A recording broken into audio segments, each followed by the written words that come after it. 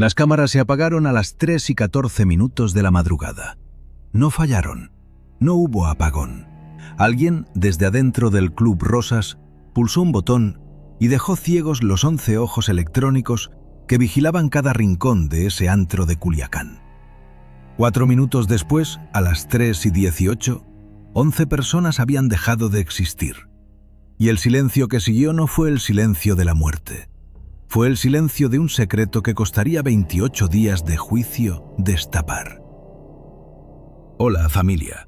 Soy Rafa Quintanilla. Y esta noche les traigo el expediente que durante meses la Fiscalía de Sinaloa quiso mantener bajo 7 llaves. El caso del Club Rosas. 11 muertos. 8 acusados. Un dueño que se vendió como víctima. Y un barman llamado Gustavo Peña, que un martes cualquiera del juicio se levantó del banquillo, miró al juez y dijo una frase que cambió todo. No fueron los del cártel, fue el patrón, y yo apagué las cámaras porque me pagó 50,000 pesos. Pero antes de meterte de cabeza en ese juicio, antes de que te cuente cómo un hombre con apellido respetable ordenó la matanza de sus propios clientes, necesito que entiendas el contexto, porque sin contexto, la masacre del Rosas parece un capítulo más de la guerra del narco. Y no lo es. Es algo mucho peor. Es la historia de cómo un asesino aprendió a esconderse detrás del miedo que provoca el cártel. Acomódate. Apaga la luz si puedes. Y prepárate, porque lo que viene no se cuenta en los noticieros. Culiacán, capital del estado de Sinaloa. Julio de 2024. En una operación que el Departamento de Justicia de Estados Unidos calificó como histórica, Ismael Zambada García, conocido en todo el mundo como El Mayo, fue capturado en territorio tejano. La detención no fue limpia.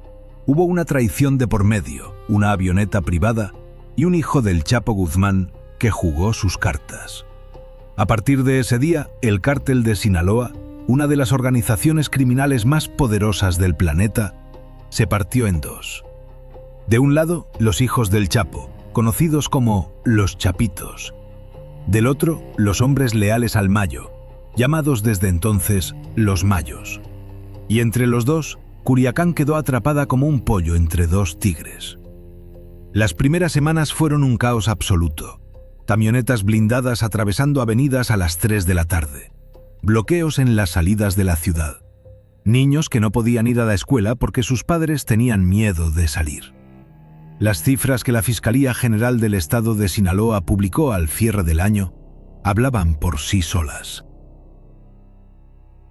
Más de 600 asesinatos solo en la zona metropolitana de Culiacán entre agosto y diciembre.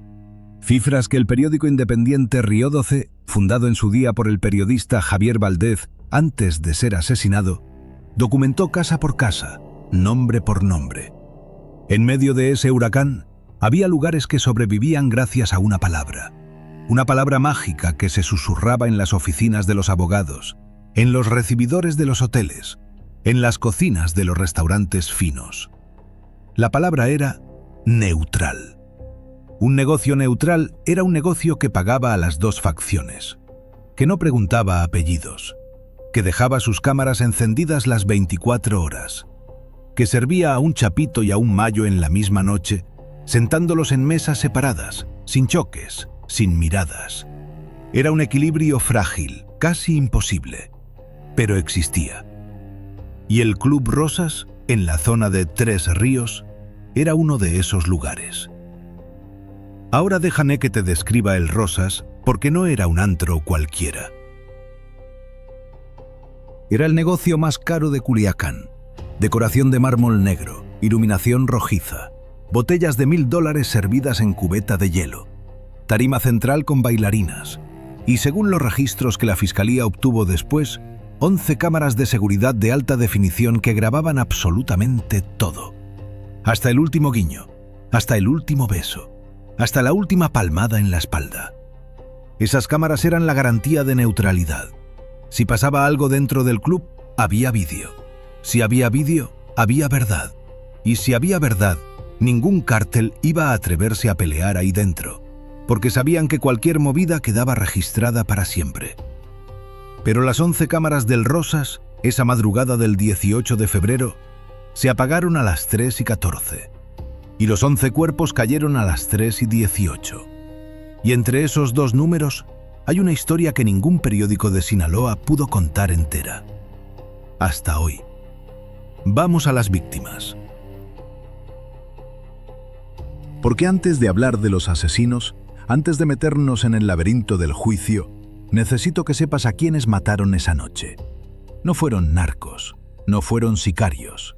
La Fiscalía, después de revisar cada identificación, cada teléfono, cada antecedente, lo dejó claro. De los 11 muertos, solo 2 tenían vínculos con grupos criminales, y ninguno era de alto rango. Los otros 9 eran clientes. Eran, sobre todo, personas comunes que tuvieron la peor mala suerte del mundo. Estar en el lugar equivocado, en la noche equivocada, frente al hombre equivocado. Mesa 7. 4 amigos celebrando un cumpleaños. Mauricio Estrada, 32 años, dentista en una clínica privada de la avenida Insurgentes. Su esposa estaba embarazada de 5 meses. Esa noche, según los mensajes que se recuperaron de su teléfono, le había escrito a las 2 de la madrugada. «Ya casi voy, mi vida. 1 hora más. Te amo. 1 hora más». La frase que se grabó en la pantalla rota de su celular y que su viuda, María Clara, leería una y otra vez durante los meses siguientes, sin entender por qué la vida le cobró 1 hora. Sus 3 acompañantes: Diego Aragón, 30 años, ingeniero civil; Lorena Vázquez, 28 años, contadora en un despacho de Culiacán; y el cumpleañero, José Roberto Cisneros, 33 años, dueño de una pequeña empresa de transporte de carga que le había costado 7 años de trabajo levantar. 4 vidas que no tenían nada que ver con el narco. 4 vidas que esa noche pidieron una botella de whisky etiqueta azul y planeaban irse a las 4. Mesa 14. 3 mujeres. Y aquí, familia, hay un detalle que me destrozó cuando lo leí en el expediente. Las 3 eran enfermeras del Hospital Civil de Culiacán. Habían terminado su turno a las 11 de la noche, después de 12 horas atendiendo víctimas de balaceras, accidentes, todo lo que el caos de la guerra entre cárteles dejaba caer sobre la sala de urgencias. Y decidieron, por primera vez en meses, darse una noche libre, salir, bailar, olvidar. Una de ellas, Cintia Ramírez, 31 años, había publicado en su Instagram una foto de las 3 con la frase: «Hoy no somos enfermeras, hoy somos invencibles». La publicación tenía 37 minutos de su vida cuando la cuenta dejó de actualizarse para siempre. Sus compañeras: Adriana Beltrán, 29 años, madre soltera de un niño de 4, y Sofía Inzunza, 32, recién comprometida. El anillo, según el informe forense, lo llevaba puesto. 3 mujeres que esa noche celebraban estar vivas. 3 mujeres que esa noche fueron asesinadas mientras bailaban una canción que ninguna llegó a terminar. En la barra, 2 hombres. Uno era el operador de logística de un grupo del Mayo. Eso lo confirmó después la Fiscalía. Se llamaba Enrique Tirado, 39 años.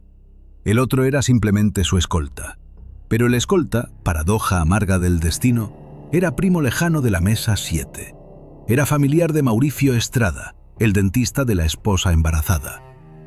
La Fiscalía cruzó los datos genealógicos para confirmar el vínculo.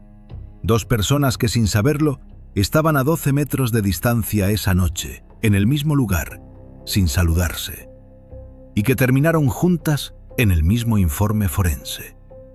En la pista de baile, una pareja joven: Carla Domínguez, 22 años, estudiante de comunicación de la universidad, y su novio, Pablo Ortega, 24 años, futbolista amateur de un equipo regional.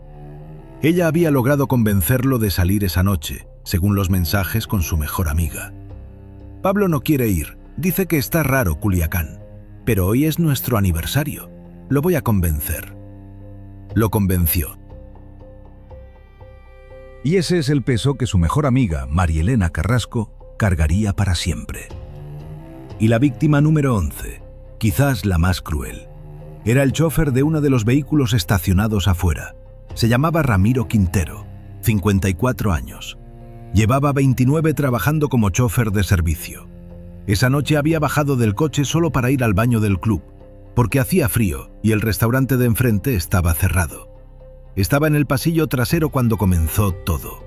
No tenía nada que ver con nadie de las mesas.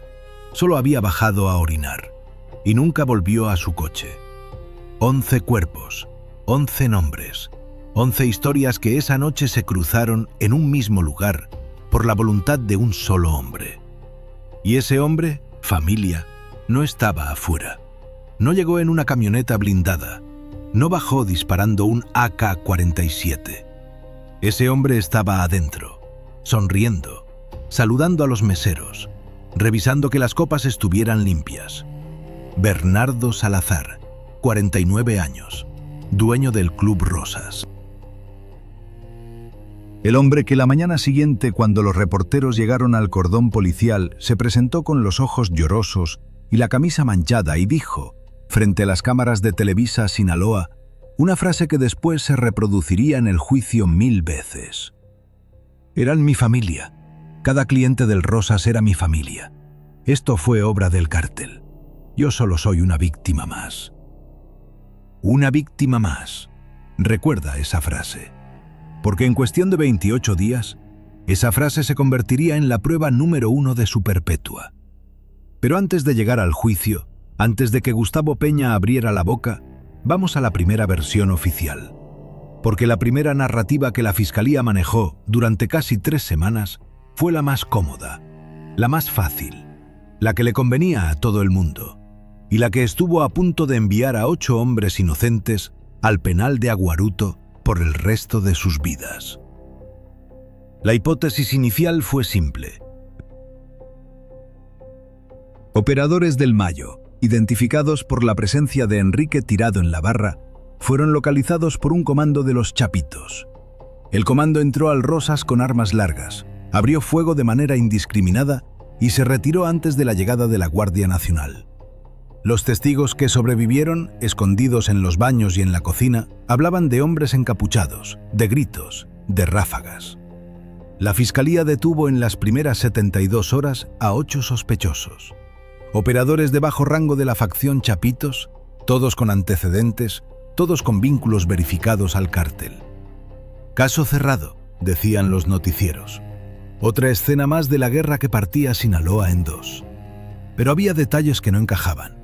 Y aquí, familia, te pido que prestes atención, porque estos detalles son el hilo del que tiraría la Fiscalía hasta destejer toda la mentira. Detalle número 1. Las cámaras. Las 11 cámaras del Club Rosa se apagaron a las 3:14. La balacera empezó a las 3:18. Si el ataque hubiera sido de un cártel rival, ¿cómo sabían los atacantes el momento exacto en que las cámaras dejarían de grabar?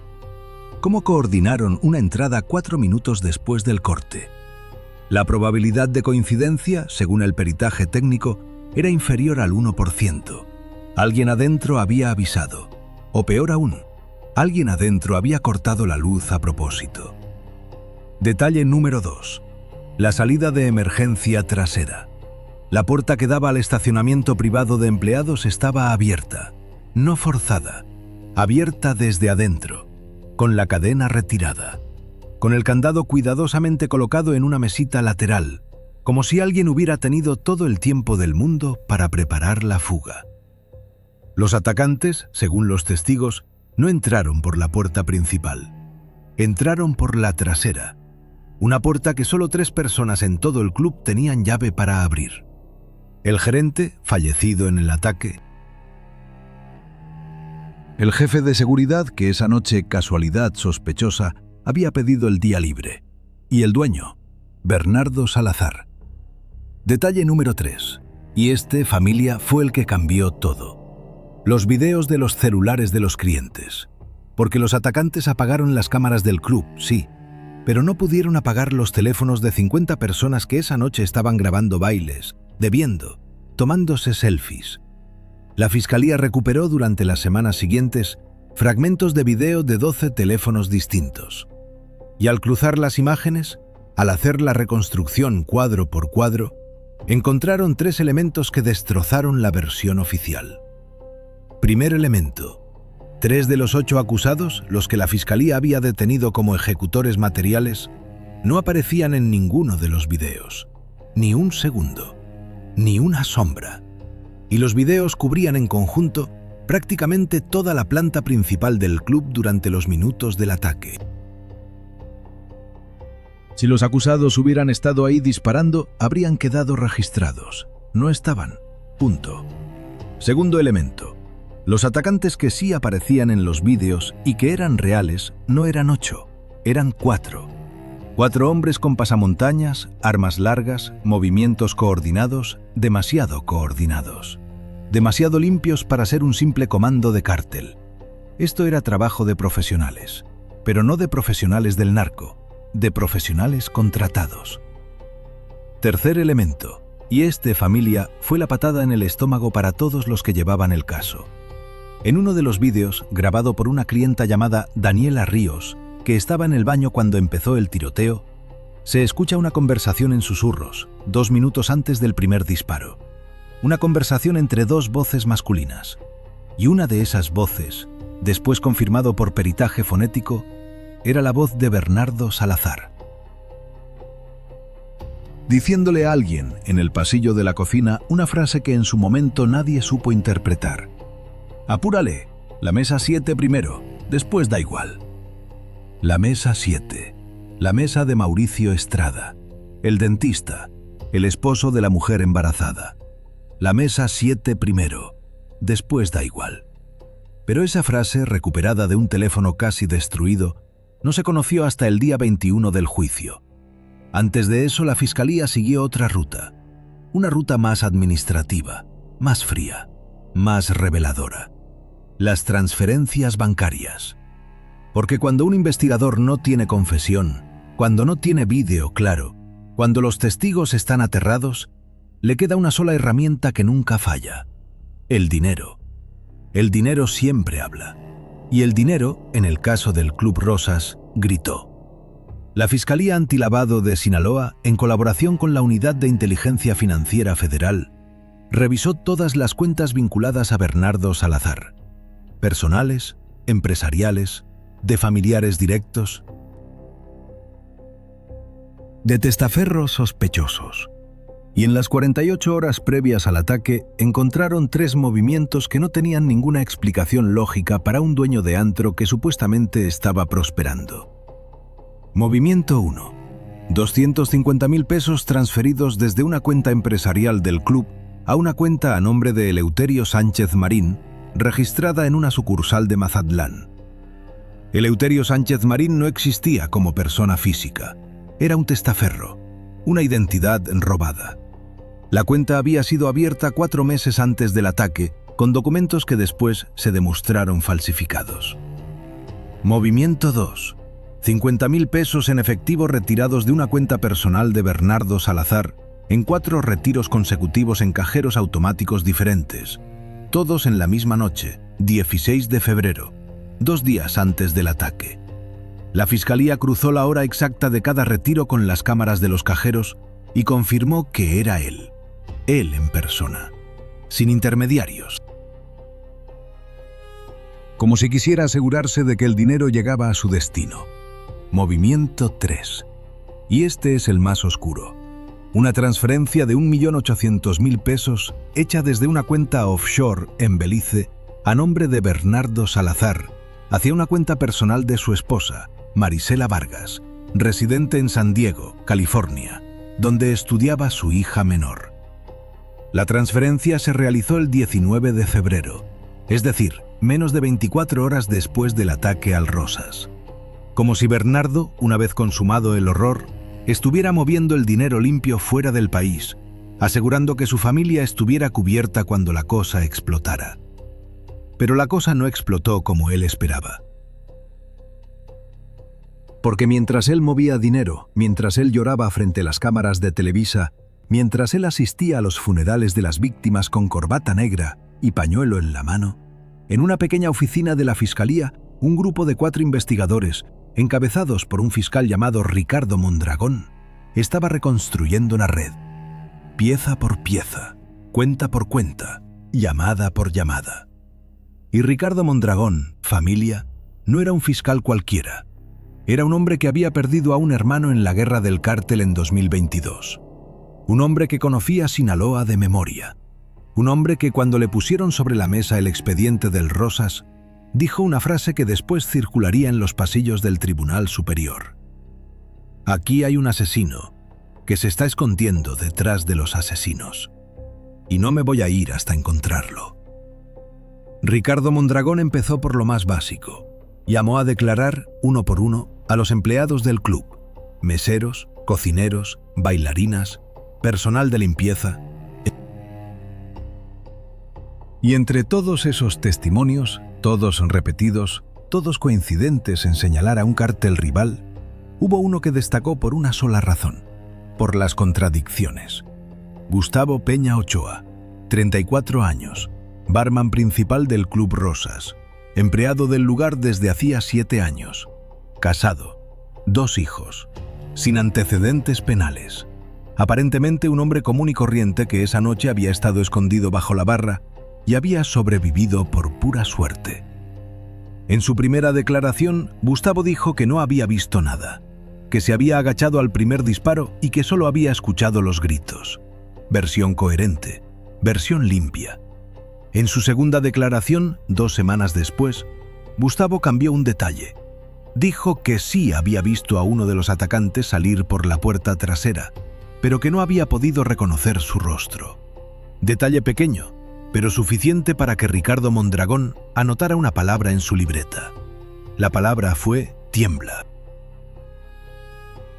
En su tercera declaración, Gustavo cambió otro detalle. Esta vez dijo que había escuchado a su patrón, Bernardo, hablar por teléfono en la cocina 1 hora antes del ataque, pero que no recordaba con quién. Otra palabra en la libreta de Mondragón. Esta vez la palabra fue cede. Y entonces Mondragón hizo lo que solo hacen los buenos fiscales. Esperó.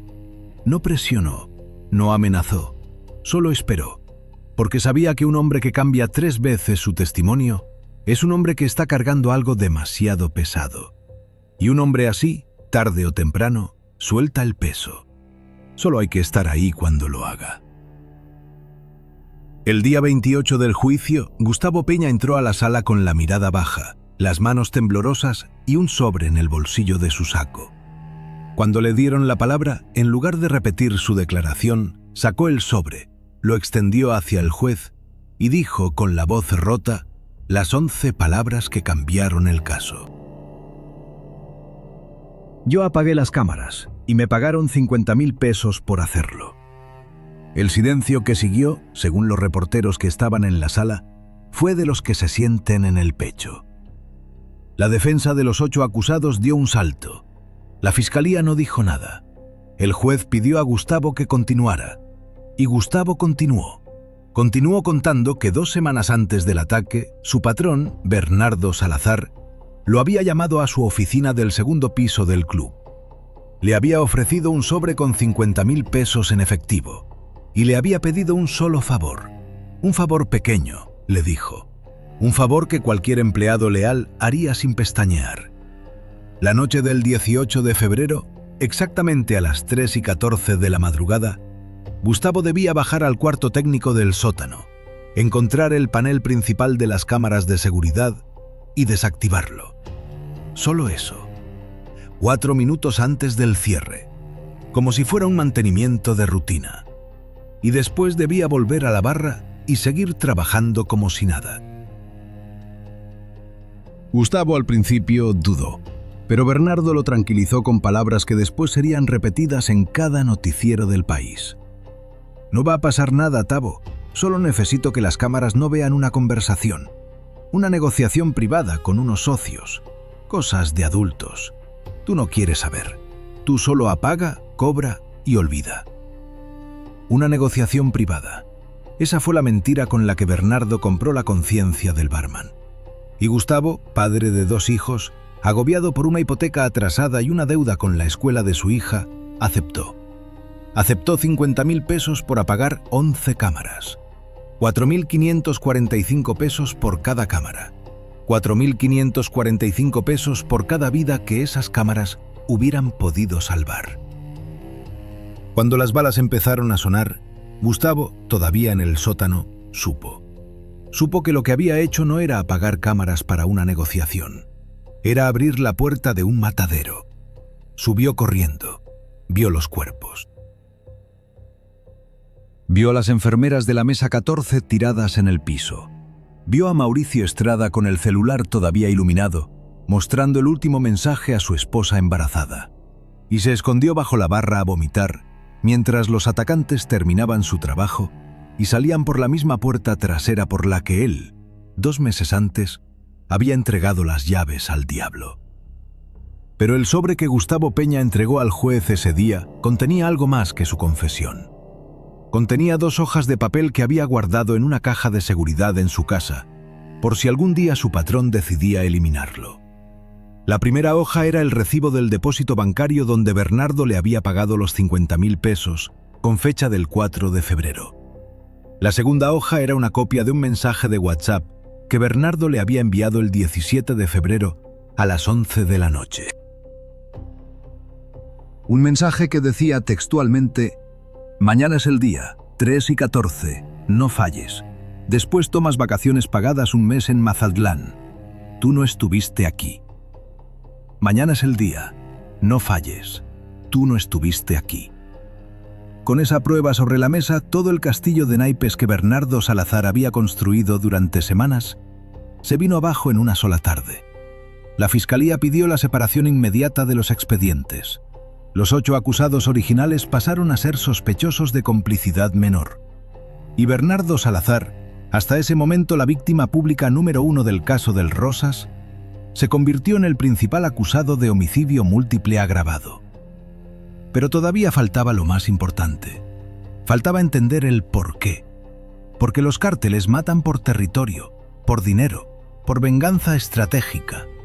Pero un dueño de club no manda asesinar a 11 personas en su propio negocio sin un motivo, sin una herida vieja, sin una historia personal que lo carcomiera por dentro hasta convertirlo en un monstruo. Y esa historia, familia, esa historia es la que viene ahora. Y es la parte más oscura de todo el expediente. Porque Bernardo Salazar no mandó matar a 11 personas para esconder un negocio sucio. No mandó matar a 11 personas para cobrar un seguro. Bernardo Salazar mandó matar a esas 11 personas porque una de ellas, una sola, le había arruinado la vida 15 años atrás. Y las otras 10 fueron, en sus propias palabras durante el interrogatorio que vendrían después, daño colateral aceptable. 15 años atrás, 2010. Bernardo Salazar todavía no era el dueño del Club Rosas. Era un empresario mediano con una pequeña constructora en Culiacán. Tenía esposa, 2 hijas pequeñas y un futuro que parecía limpio. Y entonces, en una fiesta de fin de año en una casa de la colonia Las Quintas, conoció a una mujer. Esa mujer se llamaba Cintia Ramírez. Sí, Cintia Ramírez. 29 años en aquel entonces, estudiante de enfermería. Y la misma Cintia Ramírez que 15 años después publicaría una foto en Instagram con la frase: «Hoy no somos enfermeras, hoy somos invencibles», 37 minutos antes de morir en la mesa 14 del Club Rosas. Pero esa parte de la historia, familia, te la cuento después de lo que sucedió en Mazatlán, cuando Bernardo Salazar entendió que el barman lo había vendido. Te la cuento después de la fuga. Te la cuento después del momento en que un comando de la policía estatal lo arrinconó en el lobby del Hotel El Cid frente al mar y él, con una pistola en la mano, dudó 3 segundos enteros si meterse el cañón en la boca o no. Esa duda, esos 3 segundos, son la línea que separa al monstruo del cobarde. Y Bernardo Salazar, esa madrugada en Mazatlán, eligió ser cobarde. Pero antes de Mazatlán, antes del juicio número 2, antes de la cadena perpetua, hay un capítulo que tienes que conocer. Un capítulo que en el expediente aparece bajo el título Antecedentes personales del acusado 2010 a 2022. Un capítulo donde Bernardo Salazar deja de ser un empresario común y se convierte lentamente, año tras año, humillación tras humillación, en el hombre capaz de pagar 2 millones de pesos a un comando profesional para asesinar a una mujer y a 10 testigos inocentes en su propio negocio. Y ese capítulo, familia, lo abrimos ahora. 2010, Culiacán. Una fiesta de fin de año en una casa enorme de la colonia Las Quintas, con piscina iluminada, mariachi a las 2 de la mañana y mesas largas con langosta, camarones y botellas de tequila reposado en hieleras de plata. Bernardo Salazar, 34 años en aquel momento, llegó solo. Su esposa se había quedado en casa con las niñas pequeñas, una con fiebre y otra apenas recién nacida. Bernardo iba a hacer relaciones públicas, a buscar contratos, a apretar manos. Su pequeña constructora estaba pasando por un momento difícil, y esa fiesta, organizada por un primo lejano vinculado al sector inmobiliario, era una oportunidad de oro. Y entonces la vio. Cintia Ramírez, con un vestido rojo, riéndose en una esquina con 2 amigas. Estudiante de enfermería del último año, 29 años, hermosa, sí, pero según los testimonios que después la fiscalía recogió de personas que la conocían en aquella época, lo que más impresionaba de Cintia no era su físico, era su risa. Era una mujer que se reía con todo el cuerpo, con todo el aire de los pulmones, con la garganta abierta. Una mujer que cuando entraba en una habitación se llevaba la atención sin intentarlo. Bernardo se acercó, se presentó, le habló de su constructora, de sus hijas, de su esposa, sin esconder nada. Cintia, según declaró años después una de sus amigas en una entrevista que después se sumaría al expediente como antecedente, fue clara desde el primer minuto. Le dijo a Bernardo con una sonrisa pero con firmeza que ella no se metía con hombres casados, que respetaba a las esposas, que había crecido viendo a su madre llorar por un padre que iba y venía y que se había prometido nunca ser la otra. Le dio la mano, le deseó suerte y se alejó hacia la barra. Para cualquier hombre normal, ese habría sido el fin del episodio. Una conversación, un rechazo educado, una anécdota de fiesta. Pero Bernardo Salazar, según el perfil psicológico que después elaboraría la fiscalía con base en 6 sesiones de evaluación forense, no era un hombre normal. Bernardo Salazar era lo que los peritos describieron, en lenguaje técnico, como una personalidad narcisista con rasgos paranoides marcados. Un hombre incapaz de procesar el rechazo. Un hombre que, cuando alguien le decía no, no escuchaba un no, escuchaba una declaración de guerra. Durante los 6 meses siguientes, Bernardo Salazar persiguió a Cintia Ramírez de todas las maneras posibles. Mensajes diarios, flores en el hospital donde hacía sus prácticas, llamadas a su madre, visita sorpresa a la cafetería donde Cintia comía con sus compañeras. Cintia al principio intentó manejarlo con educación, después con firmeza, después con amenazas legales, y finalmente en julio de 2010, harta y asustada, hizo lo único que sabía que podía detenerlo. Hizo público el acoso. Habló con la dirección de la escuela de enfermería, habló con 2 primos suyos que trabajaban como abogados, y habló, de forma indirecta pero estratégica, con la esposa de Bernardo, una mujer llamada Marisela Vargas, a quien Cintia conocía de vista del mismo gimnasio. Y ahí, familia, fue donde el mundo de Bernardo Salazar se vino abajo. Marisela, al enterarse de los 6 meses de acoso, no lloró, no suplicó, no pidió explicaciones. Marisela, según contaría después en su propia declaración judicial, cuando la fiscalía la citó como testigo, hizo 3 cosas en una sola tarde. Lo echó de la casa, llamó a su padre, un empresario importante de Culiacán que tenía contactos en la banca, y congeló todas las cuentas conjuntas. En 72 horas, Bernardo Salazar perdió a su familia, perdió su crédito, perdió la garantía bancaria que sostenía su pequeña constructora y perdió, sobre todo, su reputación en el círculo empresarial donde se movía. La historia del acoso a la estudiante de enfermería corrió como pólvora en los grupos de WhatsApp de las esposas de las quintas. Los contratos se cancelaron, los socios se alejaron, y en cuestión de 5 meses, la constructora de Bernardo entró en quiebra. Bernardo Salazar pasó los siguientes 4 años, según la reconstrucción de la Fiscalía, en un descenso lento pero constante. Trabajó como vendedor de seguros, como gerente de un autolavado, como administrador de una pequeña pizzería. Su esposa pidió el divorcio. Sus hijas crecieron sin él. Y cada noche durante esos 4 años, según testimonio del psicólogo que después lo evaluaría en prisión preventiva, Bernardo dedicaba al menos 1 hora a revisar las redes sociales de Cynthia Ramírez. A ver cómo terminaba la carrera, a ver cómo conseguía su primer trabajo en el hospital civil, a ver cómo se enamoraba, se desenamoraba, viajaba, vivía, a masticar lentamente su odio. En 2014 la suerte de Bernardo cambió. Un primo paterno, vinculado por parentesco lejano a operadores menores del cártel de Sinaloa, lo invitó a un negocio, no directamente narco, algo más limpio en apariencia: lavado de dinero a través de bares y centros nocturnos. Bernardo, sin escrúpulos a esas alturas, aceptó. Empezó administrando un pequeño antro en la colonia Tierra Blanca. Demostró ser bueno, eficiente, discreto y, sobre todo, demostró ser leal. En 2018 sus jefes le dieron la oportunidad de levantar un proyecto propio. Un club de alta gama que sirviera como punto de lavado, pero también como espacio neutral entre las facciones internas del cártel.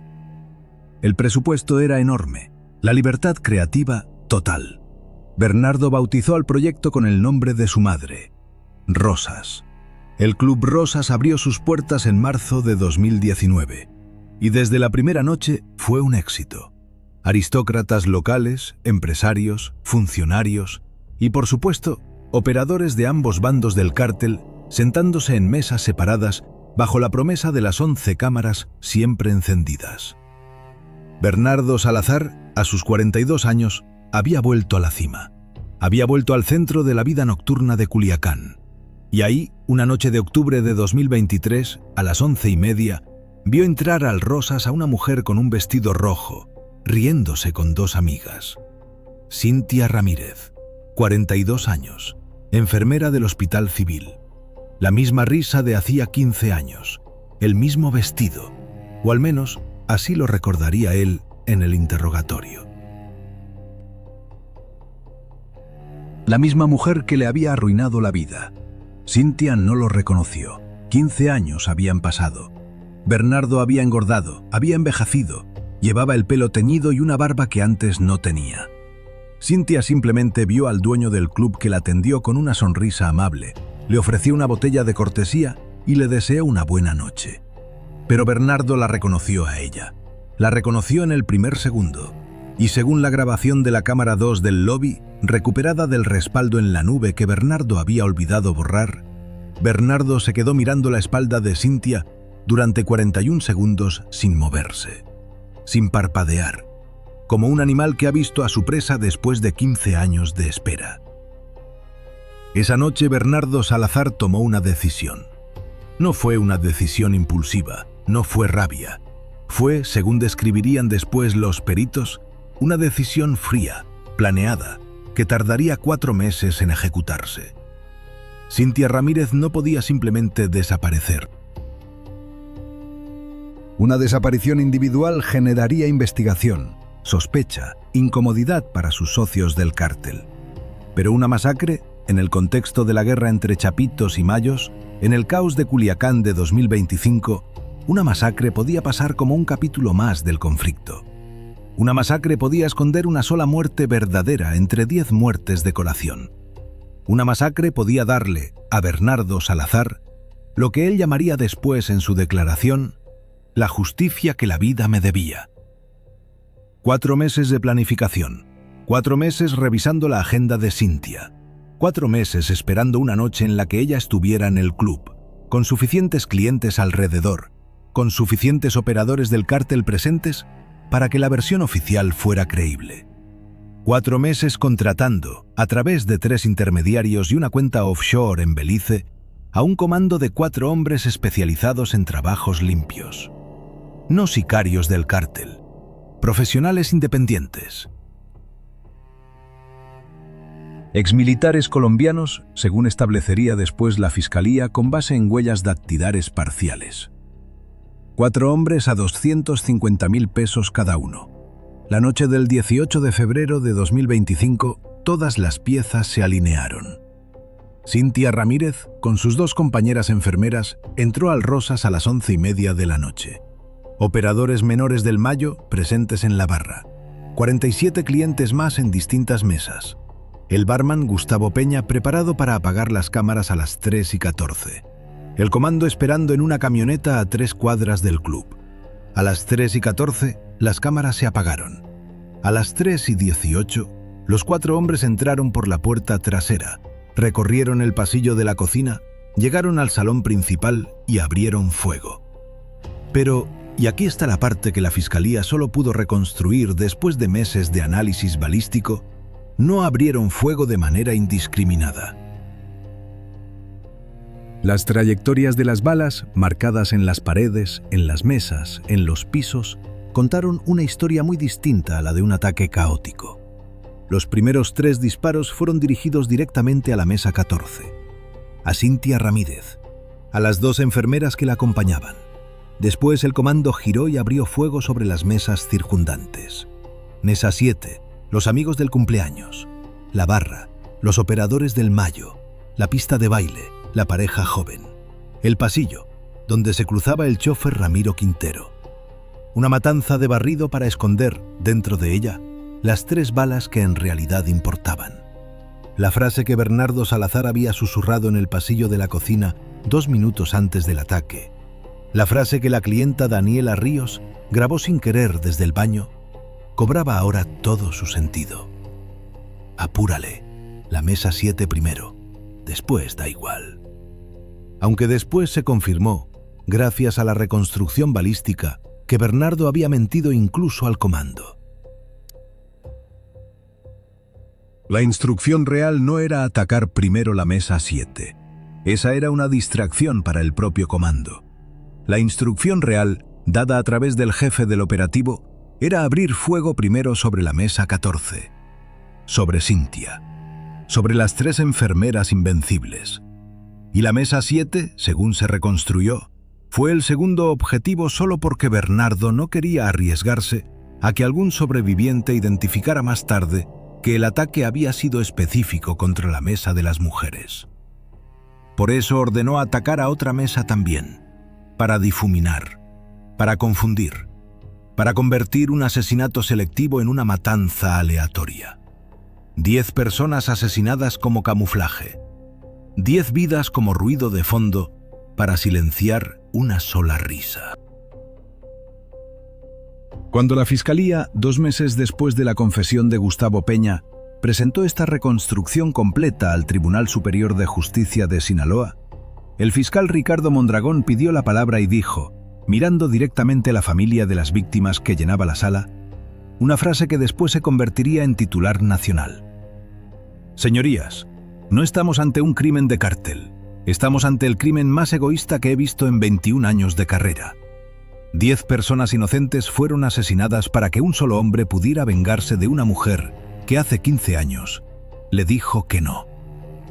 La sala estalló, hubo gritos. Una de las hermanas de Cintia se desmayó.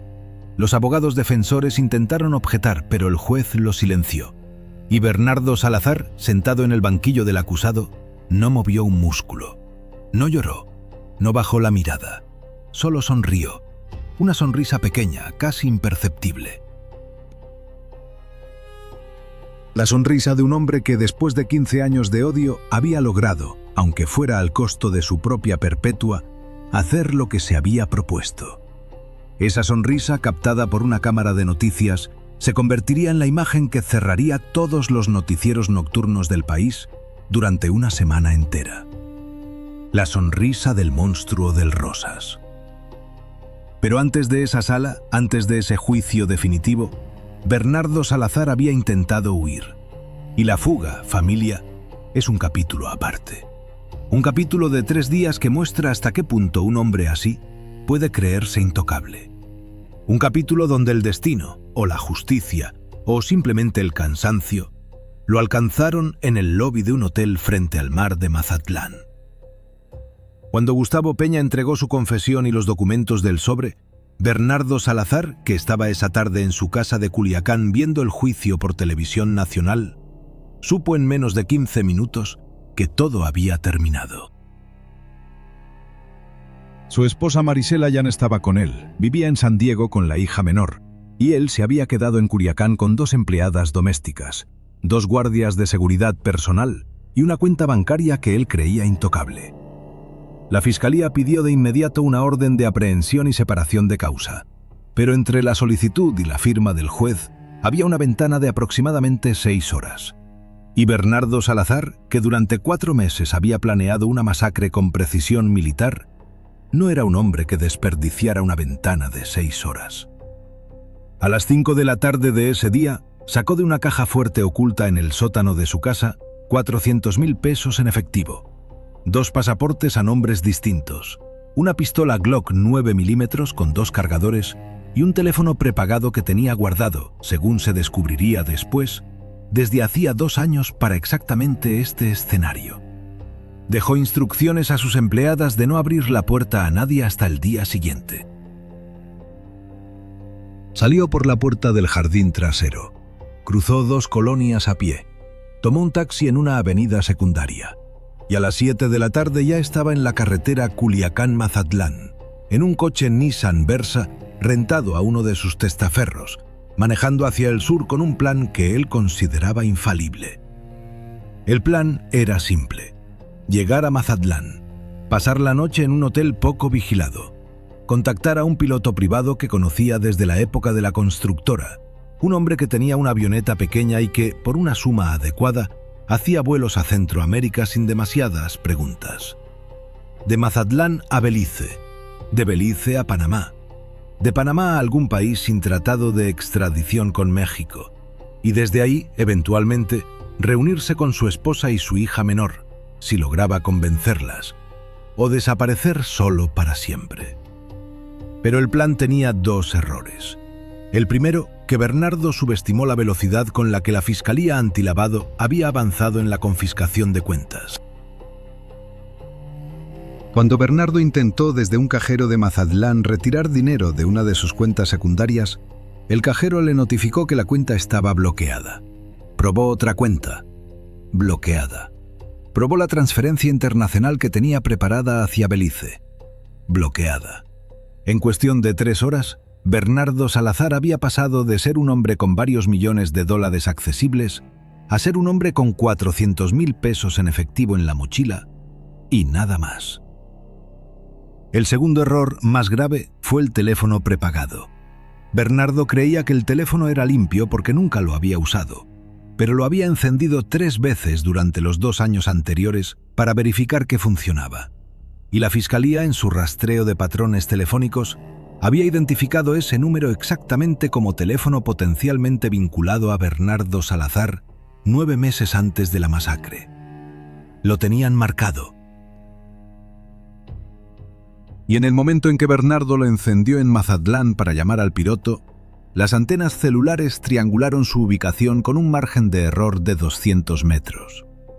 A las 11 de la noche del segundo día de fuga, un comando de la Policía Estatal de Sinaloa, en coordinación con agentes federales, rodeó el hotel El Cid Marina, frente al mar, donde Bernardo se había registrado con uno de sus pasaportes falsos. El operativo fue silencioso, sin sirenas, sin luces. 22 elementos cubrieron las salidas, las escaleras, los pasillos. Y a las 11:23, Bernardo Salazar, que estaba en el lobby del hotel preparándose para ir al aeropuerto privado a encontrarse con su piloto, vio la primera silueta uniformada cruzar el ventanal. Lo que pasó en los siguientes 17 segundos quedó registrado en la cámara del lobby del hotel. Bernardo se levantó del sillón donde estaba sentado, miró hacia las 2 salidas y entendió que estaban cubiertas. Metió la mano en su mochila. Sacó la pistola Glock, la levantó, la apuntó hacia su propia barbilla y se quedó así, con el cañón apoyado en su mandíbula durante 3 segundos enteros.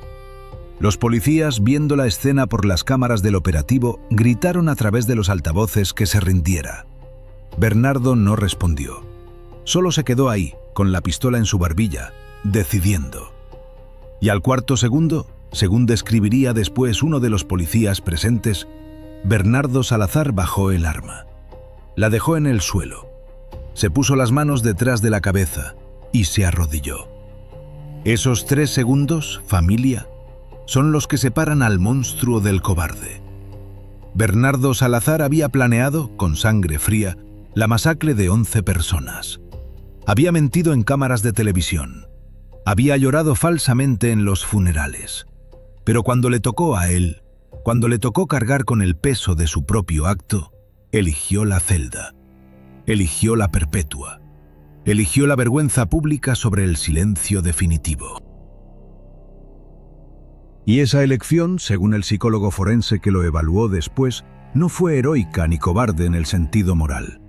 Fue simplemente coherente con su perfil. Un narcisista no se mata.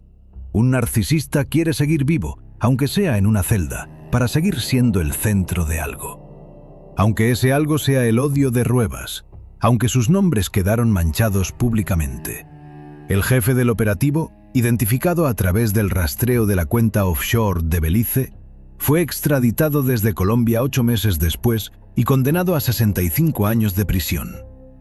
Los otros 3 miembros del comando siguen, hasta hoy, prófugos en algún lugar de Centroamérica, con identidades falsas y dinero suficiente para no aparecer nunca más. El segundo juicio, el de Bernardo Salazar, fue el que captó la atención nacional. Duró 41 días. Hubo 132 testigos. Hubo 9.000 páginas de expediente.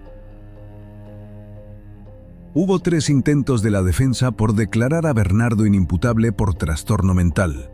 Los 3 rechazados por el panel forense. Y hubo, sobre todo, una pregunta que nunca se respondió del todo. La pregunta de cómo un hombre, durante 15 años, puede mantener un odio tan puro, tan paciente, tan perfectamente articulado, hacia una mujer que simplemente le dijo que no. El veredicto se leyó un viernes. Cadena perpetua sin posibilidad de libertad condicional. Cumplimiento en el penal de máxima seguridad de Aguaruto. Bernardo Salazar, al escuchar la sentencia, no movió un músculo. La misma sonrisa pequeña de aquel día apareció por una fracción de segundo. Y desapareció. Como si, finalmente, hubiera entendido que la única audiencia que le quedaba era la de las paredes de su celda. La hija mayor de Cintia Ramírez, una niña de 9 años que esa noche del 18 de febrero estaba durmiendo en casa de su abuela, asistió al veredicto acompañada de su padre. Cuando salió de la sala, los reporteros le preguntaron si quería decir algo. La niña, según las cámaras de Televisa que captaron el momento, miró a su padre, dudó y después dijo, con esa claridad cruel que solo tienen los niños, una frase que cerraría todos los noticieros nocturnos del país durante semanas. La niña miró a la cámara, con los ojos secos, y dijo: «Mi mamá no era invencible, pero era buena. Y eso, al señor ese, le dio rabia. Por eso la mató. Mi mamá era buena, y eso, al señor ese, le dio rabia».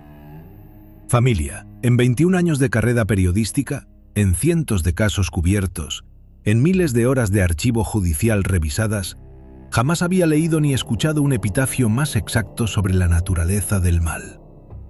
No la del mal espectacular del cártel, no la del mal organizado de la mafia, sino la del mal pequeño, vanidoso, herido, que se gesta en el ego herido de un hombre cualquiera y crece, en silencio, durante 15 años, hasta convertirse en una carnicería que necesita 10 muertos de adorno para esconder a una sola víctima real. Y aquí, antes de cerrar este expediente, hay 3 cosas que necesito que entiendas. 3 cosas que el caso del Club Rosas dejó como herencia para todos los que vivimos en este país. La primera, La narrativa fácil del narco contra narco es, muchas veces, la coartada perfecta para crímenes mucho más sucios. Cada vez que escuchas en un noticiero que una balacera en un bar, en un restaurante, en un antro, fue obra de un enfrentamiento entre cárteles, pregúntate quién se beneficia de esa narrativa. Pregúntate a quién le conviene que la investigación se cierre rápido, sin ahondar, sin revisar las cuentas bancarias del dueño, sin entrevistar al barman 3 veces. Porque por cada masacre real entre facciones, hay otra que aprovecha el ruido para esconder un asesinato selectivo, una venganza personal, un fraude, un ajuste de cuentas que no tiene nada que ver con el narco, pero que se viste con el uniforme del narco para pasar desapercibido. La segunda. Un solo testigo puede cambiar todo. Gustavo Peña no era un héroe. Era un hombre asustado, endeudado, que aceptó 50.000 pesos por apagar 11 cámaras y que cargó esa culpa durante meses sin atreverse a hablar. Pero el día 28 del juicio, algo en él, llámalo conciencia, llámalo miedo a Dios, llámalo simplemente cansancio, lo hizo levantarse y decir la verdad. Y esa verdad, una sola verdad, dicha en voz alta en una sala de tribunal, salvó a 3 inocentes de la cadena perpetua, hundió a un asesino real y dio a 11 familias la respuesta que necesitaban para empezar a dormir otra vez. Si tú que estás escuchando esto sabes algo, si has visto algo, si tu silencio está protegiendo a alguien, recuerda a Gustavo Peña. No esperes al día 28, habla antes. La tercera, y esta es la más dura. A veces el monstruo no está afuera. A veces el monstruo te recibe en la puerta del local. Te ofrece una botella de cortesía. Te llama familia. A veces el monstruo se ha sentado contigo en una fiesta. Te ha vendido una casa. Te ha estrechado la mano en una boda. Bernardo Salazar no era un narco, no era un sicario, no era un personaje de telenovela con tatuajes y pistola en la cintura. Era un señor de 49 años con corbata, con casa en Las Quintas, con esposa en San Diego, con 2 hijas en universidades privadas. Era el vecino, era el empresario respetable, era el dueño del antro al que ibas el sábado por la noche. Y eso, familia, es lo que más miedo da. Que el mal de verdad, el mal cotidiano, el mal que mata a 11 personas para vengarse de una sola, no necesita uniformes, ni siglas, ni cárteles. Solo necesita un ego herido y 15 años de paciencia. Gustavo Peña entró al Programa Federal de Testigos Protegidos 3 semanas después del veredicto. Su esposa, sus 2 hijos y él mismo fueron reubicados en una ciudad del centro del país cuyo nombre nunca se hará público. Cambió de identidad, cambió de oficio, cambió de vida. Pero según las últimas informaciones que la Fiscalía ha permitido filtrar, Gustavo, en su nueva ciudad, en su nuevo trabajo, sigue cargando el sobre. No el sobre original, un sobre nuevo, un sobre vacío que guarda en el cajón de su mesa, como recordatorio, como penitencia, como promesa de que si alguna vez en su nueva vida le ofrecen otros 50.000 pesos por hacer una vista gorda, esta vez sabrá decir que no, aunque le cueste todo. Bernardo Salazar cumple su perpetua en el penal de Aguaruto. Su celda, según la información oficial del Sistema Penitenciario de Sinaloa, es una unidad individual de 3 metros por 2. No tiene ventana directa al exterior. Tiene derecho a 1 hora de patio al día, separado de la población general por su perfil de riesgo. No recibe visitas porque su esposa Marisela y sus 2 hijas, después de la condena, firmaron una carta pública desligándose por completo de él y solicitando un cambio de apellido para sus hijas. La carta, publicada en El Universal, terminaba con una frase que después fue muy compartida en redes sociales. No defendemos al hombre que llevó nuestro apellido durante 25 años. Defendemos el derecho de las hijas que él tuvo a no cargar con su nombre durante los próximos 50. Las hijas hoy llevan el apellido materno. La menor, según se supo después, está estudiando psicología forense en una universidad de California. especializándose, según ella misma declaró en una entrevista breve, en perfiles narcisistas con potencial homicida. Quiere entender, quiere prevenir, quiere que ninguna otra hija tenga que ver lo que ella vio. Y las 11 familias. Las 11. Las 11 que enterraron en febrero de 2025. Las 11 siguen ahí. La esposa embarazada de Mauricio Estrada, María Clara, dio a luz a una niña 3 meses después del entierro de su esposo. La niña se llama Esperanza. La hija menor de Cintia Ramírez, la niña de los 9 años de mamá, no era invencible, pero era buena. Hoy tiene 10. Vive con su abuela materna. Va a una escuela donde, según pidieron sus parientes, ningún profesor menciona el caso Rosas. La novia recién comprometida, Sofía Inzunza, fue enterrada con el anillo puesto. Su prometido devolvió la otra mitad de la pareja, su propio anillo, al joyero, sin reclamar el dinero. Le pidió al joyero que lo fundiera, que no lo vendiera nunca, que esa promesa terminara con ellos.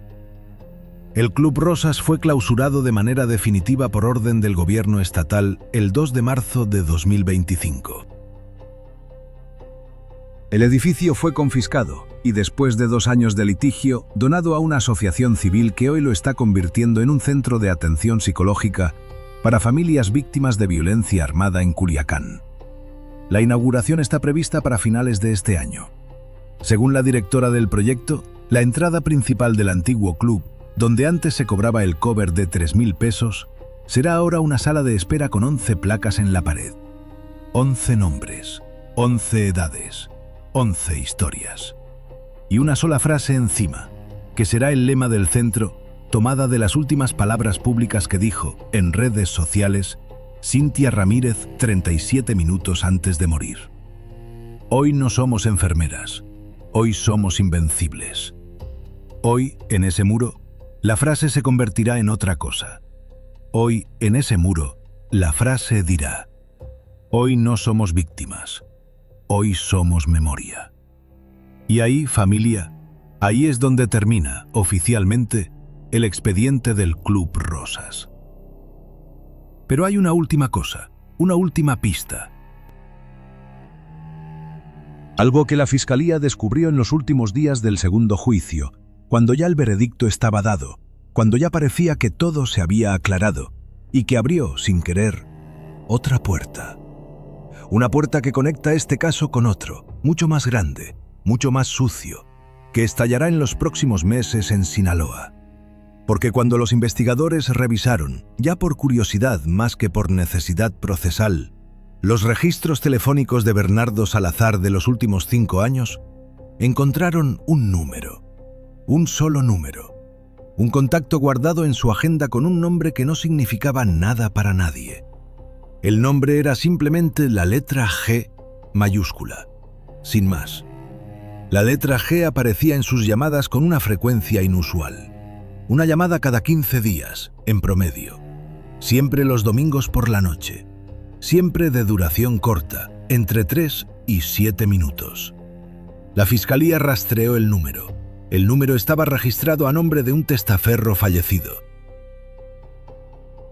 Y la triangulación de antenas mostró que las llamadas, todas, se hacían desde una zona muy específica. Una zona que no era Culiacán. Una zona que no era Mazatlán.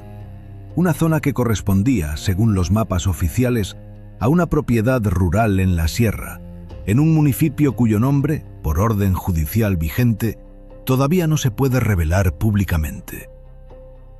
Esa propiedad rural, según fuentes que prefirieron no ser identificadas, pertenece formalmente a una empresa fantasma. Pero detrás de la empresa fantasma, detrás de 3 niveles de testaferros, hay una persona real.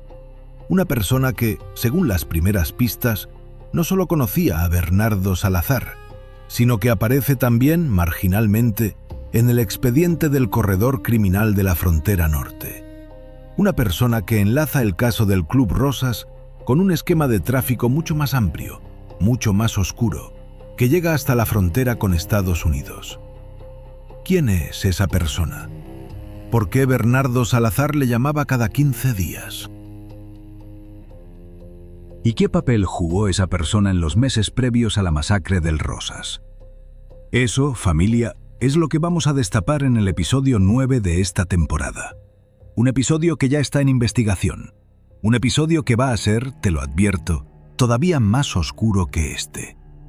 Porque si Bernardo Salazar fue el monstruo del antro, la persona detrás de la letra G es algo mucho mayor. Es el corredor. Es el río donde se desembocan 20 Bernardos Salazares. Es la maquinaria que convierte rencores personales en negocios. Y antes de eso, en el episodio 3, vamos a Sonora. Porque mientras tú y yo recorríamos el expediente del Rosas, en Hermosillo se estaba abriendo otro caso. Un caso de una familia entera. Una familia que parecía perfecta. Una familia con casa en el club de golf, hijos en escuelas privadas, un padre con cargo público. Una familia donde una mañana de abril los vecinos despertaron con la sirena de una patrulla. Y donde, dentro de la casa, los policías encontraron una escena que, aún hoy, la Fiscalía de Sonora se niega a describir en detalle. Solo se sabe esto, que había 6 cuerpos, que el padre, el hombre con cargo público, no estaba entre ellos, y que en la pared del comedor, escrito con un marcador rojo de niño, había una sola frase, una frase de 4 palabras. La frase decía: «Papá, sé lo que hiciste. Si quieres saber qué hizo papá, si quieres saber por qué 6 cuerpos amanecieron en una casa del club de golf de Hermosillo, y si quieres saber por qué el padre, hasta hoy, sigue prófugo a pesar de que su rostro está en las primeras páginas de todos los diarios de Sonora, suscríbete, activa la campanita y nos vemos el próximo domingo a las 9 de la noche. Soy Rafa Quintanilla y este, familia, fue el caso del Club Rosas. Que duermas si puedes. Yo esta noche no voy a poder.